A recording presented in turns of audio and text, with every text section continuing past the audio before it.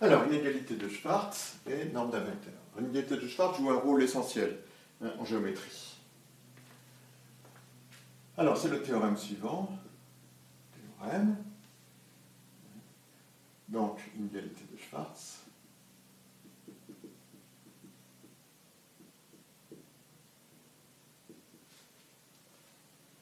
Donc, on suppose toujours que grand E est un espace vectoriel de dimension R, espace vectoriel de dimension n, qu'on a B égale E1, E1, une base de grand E, et qu'on a considéré le produit scalaire associé pour lequel la base E1, E1 est orthonormée. Alors, l'inégalité de Schwartz nous dit que, quel que soit xy appartenant à grand E, le produit de x scalaire y au carré est plus petit que x scalaire x fois y scalaire y. Donc, démonstration.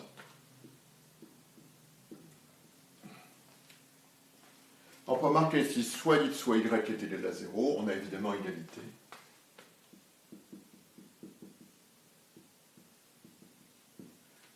X scalaire y au carré, ça fait 0, et c'est égal à x scalaire x, y scalaire y.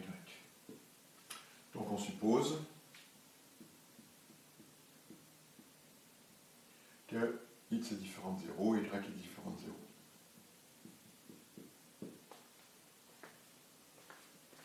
Alors pour t appartenant à R, posons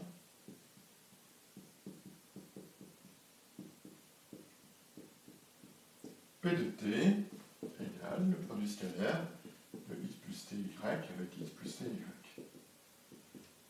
Alors, comme on l'a vu, le produit scalaire d'un vecteur avec lui-même, c'est toujours positif. Donc, pour tout t appartenant à R, P de t est positif ou non. Mais combien vaut P de t?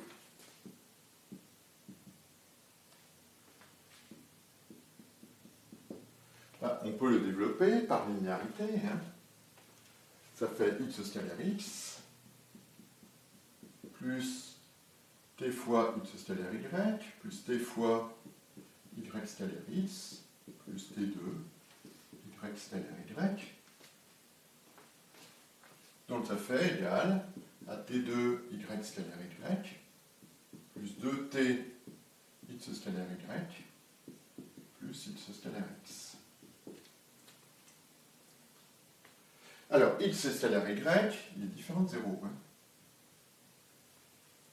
Donc on constate que P de t est un trinôme du second degré en t.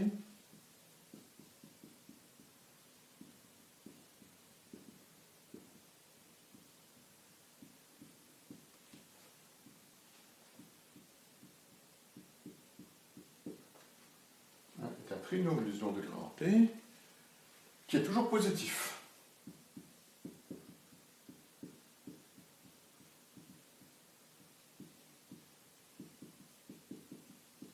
Donc il ne peut pas avoir de racines réelles distinctes, parce qu'on sait bien que un polynôme du second, un trinôme du second degré, il change de signe entre les racines. Il y a un certain signe à l'extérieur des racines et un autre signe à l'intérieur des racines, quand il a deux racines distinctes.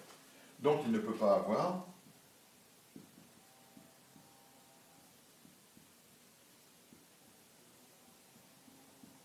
deux racines réelles distinctes.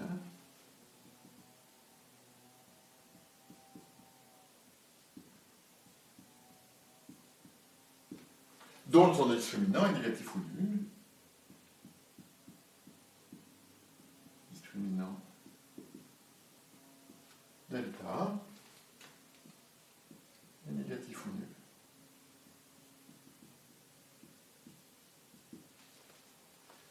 Or, combien vaut delta? C'est le B2 moins 4AC, quand on a AT2 plus BT plus C. Ça fait donc quoi? Ça fait 4T2, 4, pardon, x scalaire y au carré, moins 4 fois y scalaire x, y scalaire y, x scalaire x.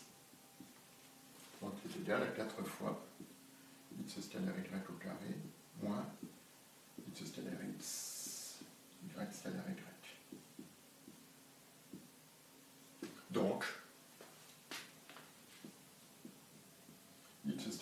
au carré est plus petit que x stellaire x, y stellaire y.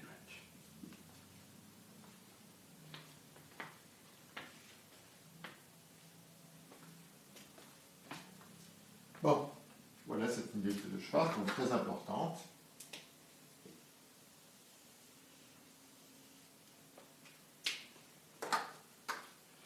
Alors, par définition, soit x appartenant à grand E, on appelle norme du vecteur x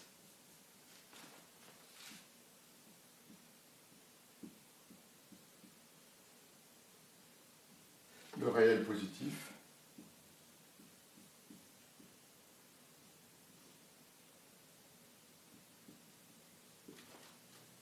on écrit norme de x avec une double barre, comme ceci, qui est la racine carrée.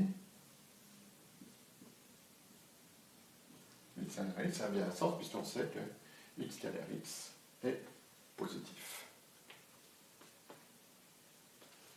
Alors, les propriétés immédiates. Premièrement, la norme de x est égale à 0, ça équivaut à x égale 0. Deuxièmement, la norme de lambda x est égale à la valeur absolue de lambda, norme de x, lambda appartient à R. Bon. Deux propriétés sont évidentes. La norme de x est égale à 0 si et seulement si x stellaire x vaut 0, c'est-à-dire x vaut 0. Quant à la norme de lambda x, ça fait la racine carrée de lambda x stellaire lambda x. Lambda x stellaire lambda x, ça fait un lambda 2 x stellaire x. Et le lambda 2 sort de la racine carrée avec valeur absolue de lambda.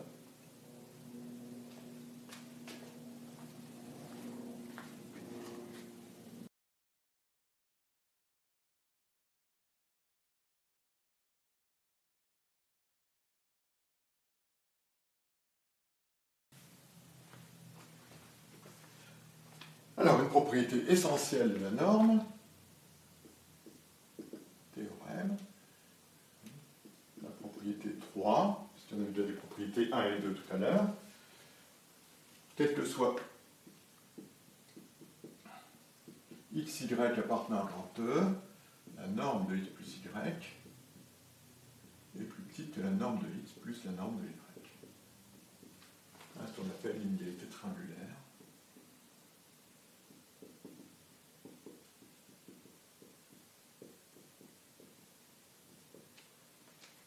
Démonstration.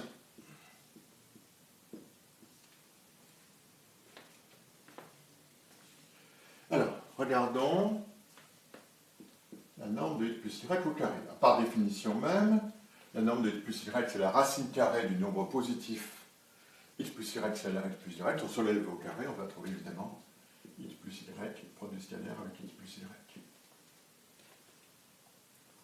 Alors on peut développer ça puisque c'est linéaire à gauche et c'est linéaire à droite. Donc ça va donner x stellaire x plus x stellaire y plus y stellaire x plus y stellaire y. Donc il va me donner, alors x stellaire x c'est la norme de x au carré par définition même, plus x stellaire y plus y stellaire x c'est 2 fois x stellaire y. On a vu que le produit stellaire de y stellaire x est le même que celui de x stellaire, c'est la même chose du x stellaire y, plus la norme de y au carré. Bon, le nombre x stellaire y est certainement plus petit que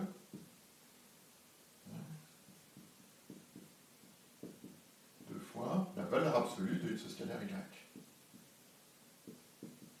plus la norme de y au carré. Mais d'après l'inégalité de Schwarz,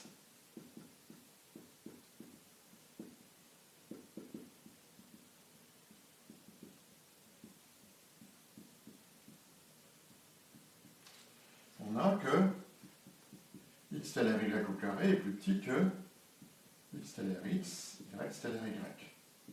Soit x stellaire y au carré est plus petit que norme de x au carré, norme de y au carré.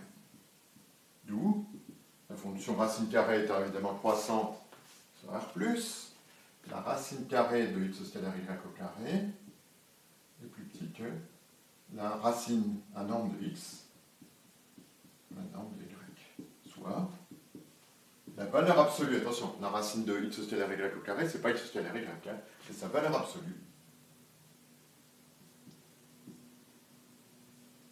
Le plus petit norme de x, norme de y. Donc, la norme de x plus y au carré va être plus petite que norme de x au carré plus 2 fois norme de x, norme de y, plus norme de y au carré. Ben, ça, c'est une identité remarquable, c'est évidemment norme de x plus norme de y au carré. Et donc, c'est les nombres positifs, norme de x plus y est plus petit que norme de x plus norme de y. Alors, qu'est-ce que c'est que cette norme? Bah, c'est la longueur du vecteur x. La norme de x, c'est la longueur du vecteur x. Qu'est-ce que nous dit cette identité? Pourquoi le nom d'inégalité triangulaire? Tout simplement, c'est la remarque suivante. Ici, on dessine un vecteur x, mettons on est dans R2. Ici, on dessine un vecteur y. Donc ici,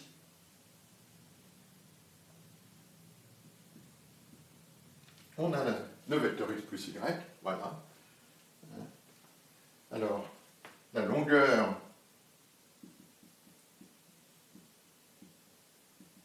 du vecteur x plus y est inférieure ou égale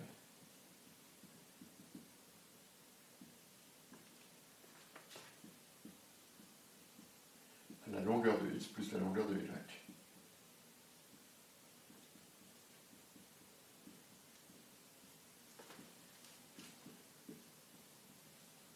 La longueur ici est plus petite que la longueur de ici plus la longueur ici. Si vous préférez, la ligne droite pour aller de ici à ici est le plus court chemin pour aller de ce point-là à ce point-là.